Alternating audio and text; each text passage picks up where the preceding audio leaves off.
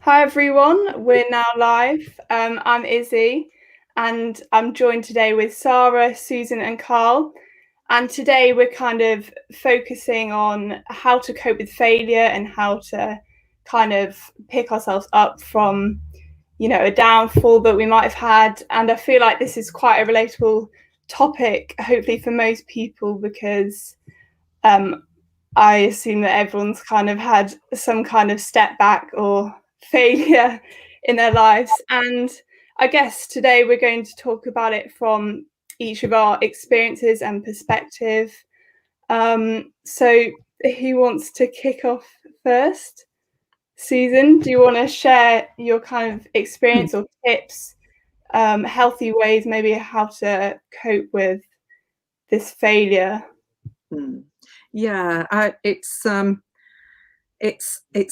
the F word is something which puts the fear into people generally. It's a common experience for all of us. Life actually is about failure. We have to fail to understand what we would do differently. So it's part of our growth, but recognizing that it's not something that we should forever then hold against ourselves or allow anybody else to do that. Failure is actually a good thing. It's the meaning that we attach to that word, to that instance, when we feel that we've failed at something. So and actually we were just sort of having a little consideration beforehand, and like Sarah, it's actually difficult for me to pinpoint an actual failure nowadays, because there was a time where I could go on and give myself such a blooming old hard time over something which just was totally out of proportion to what had actually happened, and there was no learning there. It was just something to berate myself over, which didn't help anybody, and especially myself. Something over the years, certainly practicing the work that I do now, it's something to be celebrated. Which might sound a bit weird, but actually to recognize when something could have been done differently, could have then resulted in a much greater outcome, in a different outcome. But the first thing, that my recommendation to anybody, is just assess with gentleness something that's going on where there's this element of failure, and just firstly look for all the things that you have succeeded in on that particular thing. So look for the things that you can celebrate first, and then be strategic and critical, if you like, but in a constructive way, so that you can just have that awareness of, okay, so this happened in this way. What part did I play in that? Is it something that I need more training on? Is it something where actually somebody else would do that better? What is it? What's the resource that you need, which will help you the next time round? And the sooner that you get that opportunity as well, the better. So in a nutshell, that's how I look at it. Yeah, I think my mum used to tell me that the word fail is sort of an acronym, which stands for first attempt in learning. And yeah, this really resonates with me. Yeah. And I think, winning also takes losing, and you can kind of develop. Well, in my experience at the moment, I'm facing quite a lot of failure. I'm applying to placements, and I constantly hand in applications and keep coming back with rejections. And often I'll ask for feedback and kind of, it really helped me to develop what I need to do next time. And I think you know, even if you give your best at something, I think that's in itself is a success. So yeah, any more thoughts from anyone? Carl? I can think of really thing. The entrance APM Can't hear you. associate. No, it's not. It's Carl, isn't it? Yeah, can't hear you, babes. Can't Sound like a Dalek. Can you hear me now? Keep talking. Yeah. I think so. Yeah, so I did the entrance exams for the APM about 10 years ago, and it's the hardest set of exams I've ever done, and I revised like I've never revised before, and I tried everything. I tried my absolute level best, and I didn't get in, and it absolutely hit me like a ton of bricks. I felt really depressed. I felt really ate up by it. I didn't know what to do. And I had a few days of what I can only describe as mourning, really. It was like I've really failed at something that I really, really wanted to achieve. And then I got in touch with the tutor who taught the group originally. And I said, look, I want to get through this. I'm going to resit it. So I had to pay to resit the test, which was quite a lot of money. I think it was about £300 10 years ago. And £300 a lot of money now, but 10 years ago it was even more. And I sat down with him and went through everything, and then he gave me some questions to work on, and every evening for about 2 weeks I was burning the midnight oil, and I tried and tried and tried, and I got in, and I got in and did really well. But my level of knowledge now is so much better than it would have been had I gone and passed the first time, because I've got 2 sets of revision, and I've still got, I can see them, they're just on the windowsill behind me, my notes. I've kept them in an organised folder, and I still refer to them now, 10 years later, when I'm coming to do some work. So it was a failure, but I managed to turn it around and it becomes something positive. And I was listening to you, Izzy, talking about getting despondent about not getting placements that you necessarily want, or not necessarily getting anywhere. Have you tried talking to people in the Inspire group about how you can turn it into something positive? Because I mean, there's people in the Inspire group that know people and might be able to connect you with somebody. Just a thought.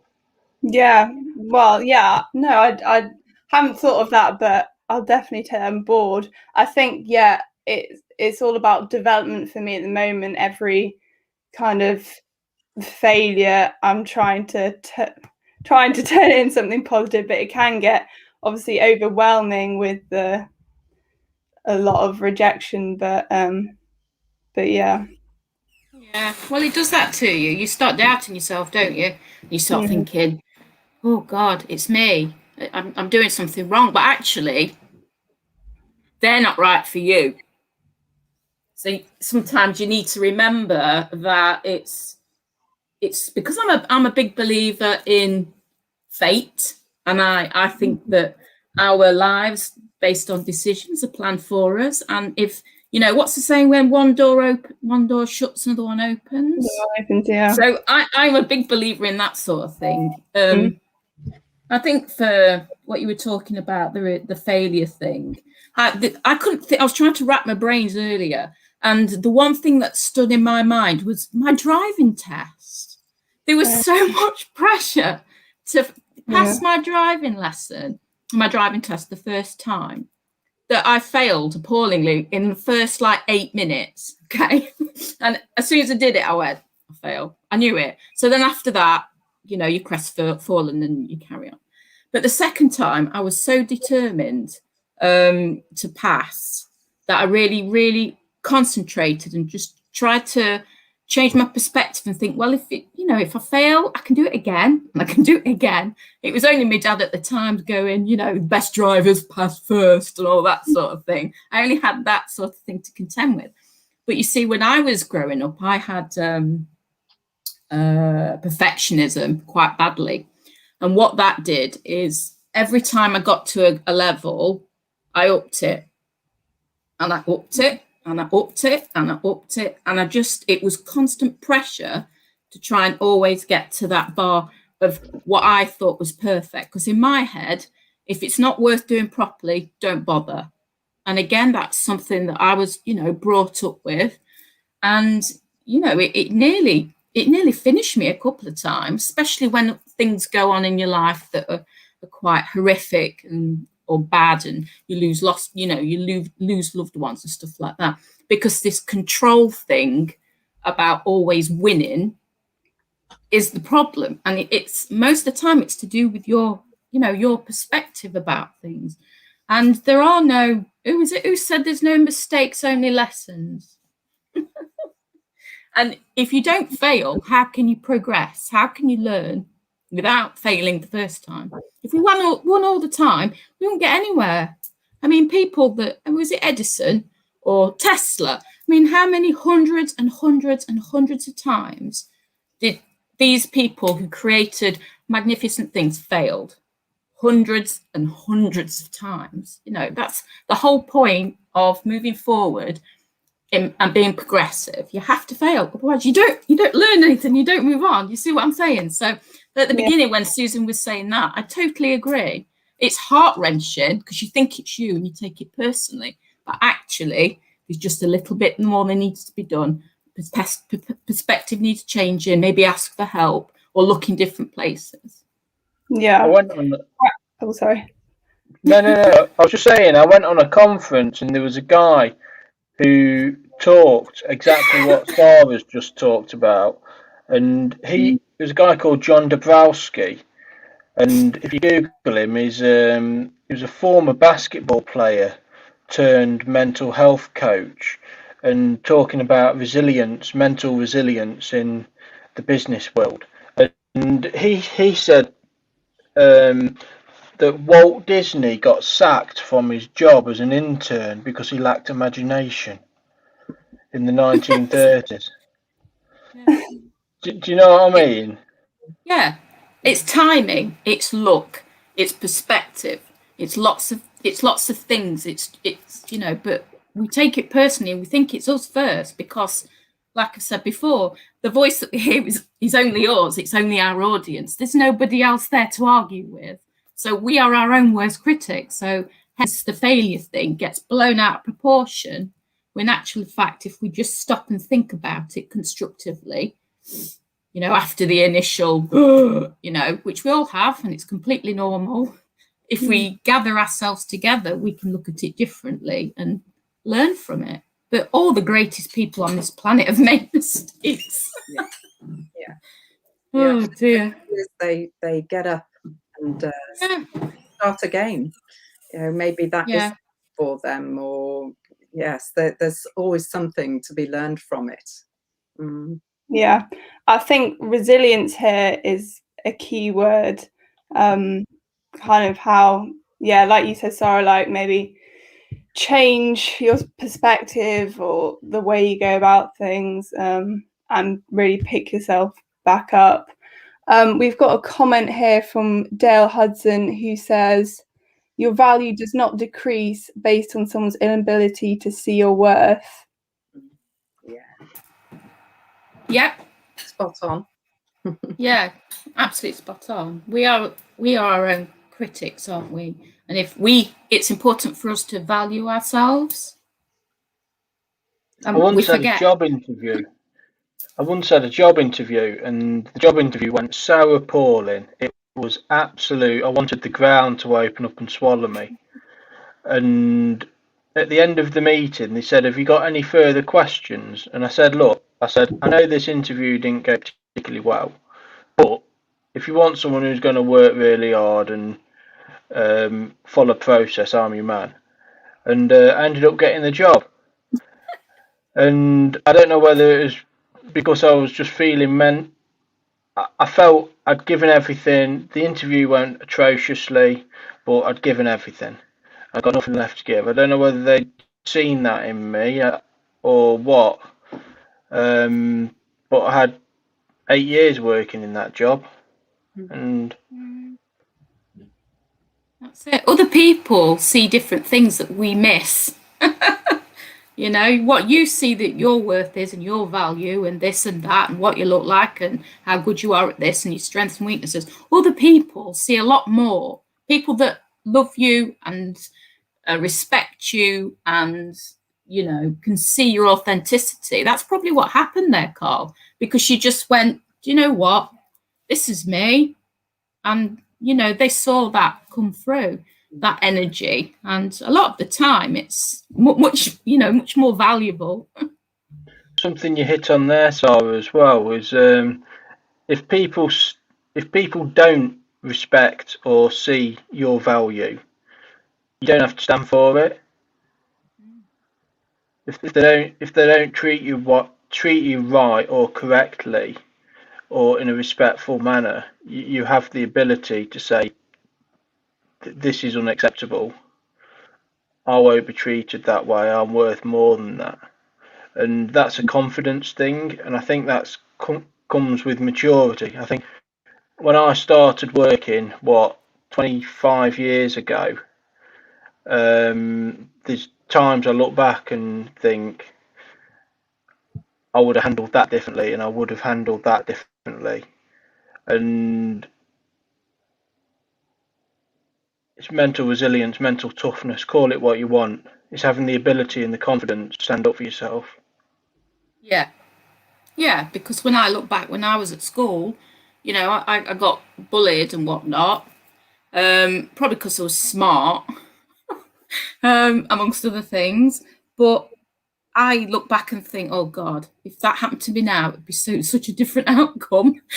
But as you grow up, you get wiser as well, and you get more true to yourself, and you understand, and rather than just trying to fit in when you're younger, which is the norm. It comes with confidence, like you say. It comes with age. It comes with experience, and people have different value, you know, different amounts of to at different times, don't they? That you can tap into, but it's all there. And hindsight is a wonderful thing. It is. Yeah. What did they say? You're not born a winner. You're not born a loser, but you are born a chooser. It's to know. You know what I mean? So everything's about choice, isn't it? Mm-hmm. You choose. You can. Yeah. Oh dear. Yeah. So no one's a failure. How can you fail at being yourself? As long as you're true to yourself, you can't. You can't fail at being yourself, can you? Because Exactly. do you know what I mean? It's meant to be. There's no failure. Growth. Mm-hmm. Yeah, every time. Well, it's the month of self-love. It is. That's where you're right to bring that up, because that's where it has to start. If we're not demonstrating that towards ourselves, others see it, and it's almost like opening yourself up for that.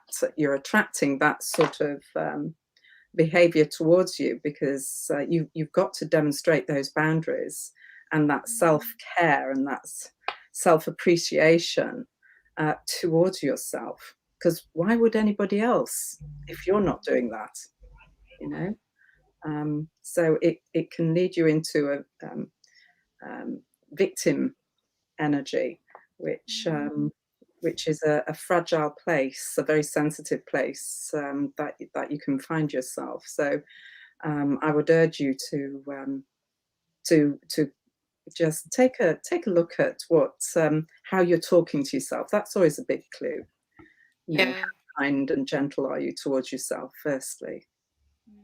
And I also think on the topic of failure, it's important to have a good tribe around you, because they're not, they're, when it comes to failure and how you're feeling, rejection and whatnot, you need your fan club. They're the ones that waft the air back up your skirts, as it were, and just make you understand that it's not the end of the world, and you've got support and you've got love and you've got care and feedback.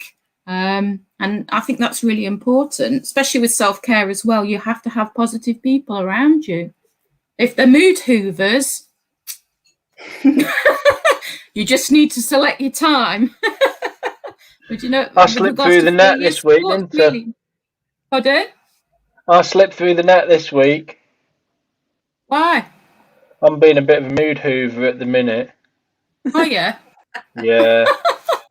Oh, bless you. I'm fed up with COVID. I don't think you're alone. Yeah, I've had enough. Hey, I'm getting my jab tomorrow. Oh, yeah? Yeah. How come? Because of my mental health condition, I'm deemed at risk. Okay, let's maybe talk off camera about that. That's a whole different Yeah. discussion. So does anybody else want to say anything else about failure? Can I just ask Izzy, how, with all the applying to, is it jobs or jobs, isn't it? Yeah, an internship, basically, yeah. And the jobs that you were applying for, are they relevant to your degree, obviously, or is it your passions, or? No, well, it's not relevant to my degree because my degree is quite broad. Well, I'm going into human resources, hopefully. Because I have a passion about kind of motivation and driving people. But yeah, as you said, Sarah, I do have good support around me, obviously, because my peers and my friends are going through the same process as me, so they can kind of lift me up when I'm feeling down. And yeah, so it's been good to have that kind of support bubble around me, which I'm fortunate for. So. Yeah, and do you? The right job will find you. Yeah, I mean, maybe that job's not for me.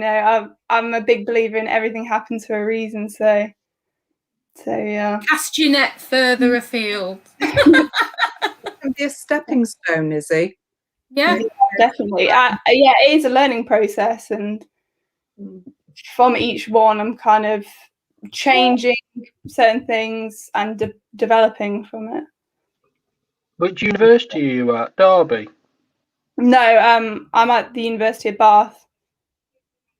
Okay. Yeah. nice place. Yeah, it's really right. How about, Izzy, doing use this as a pitch? What are you looking for? Who are you looking for? They may be listening in, or come on. Yeah, got a platform. Absolutely. Yeah. Yeah. But what would be your absolute, star job? Oh gosh, I think something that gives me a lot of responsibility, as well as being quite a varied role, and I'm able to develop my confidence and skills I already have. As well as like a fun workplace, I guess. Yeah. What areas here? Engineering, manufacturing, retail? What sort of? Well, I'm applying to quite a range of companies. I'd say like sort of commercial, like human resources, bit of recruitment, maybe anything. Because where we're based, you have Bombardier, you have Rolls-Royce, we have Toyota. This is like the melting pot of engineering and manufacturing. So somebody might be watching this, my love. That's how I can make the contact. Yeah, Yeah. you'll get there. Yeah. And even this live stream now, you know, I feel like it's definitely developing my confidence and kind of thinking on my feet. Well, you're speaking in front of people. You can't actually Yeah. see the audience, but you're speaking in front of them. And, you know, a lot of people can't actually speak in front of audiences, or not that they can't, but maybe just don't have the experience under their belt or don't know how to approach it. So even little things like this are just growing your repertoire, and you'll be able to nail these no problem. You'll be out in front of all the boards and all that in no time. Yeah, because Yeah, when we first started, I didn't like it. Yeah, look at you. amazing, Carl. Yeah. Yeah, they're all transferable skills. And the more au fait we are with IT and this type of interaction, yeah, the more opportunities that can provide us. So super. Okay, Yeah. should we end the show here then? Yeah, I was going to say we've done 26 minutes now, so yeah, thanks for the insights, and I'll Go end get them. it. Thank you. Right, goodbye, everyone. Bye. Bye.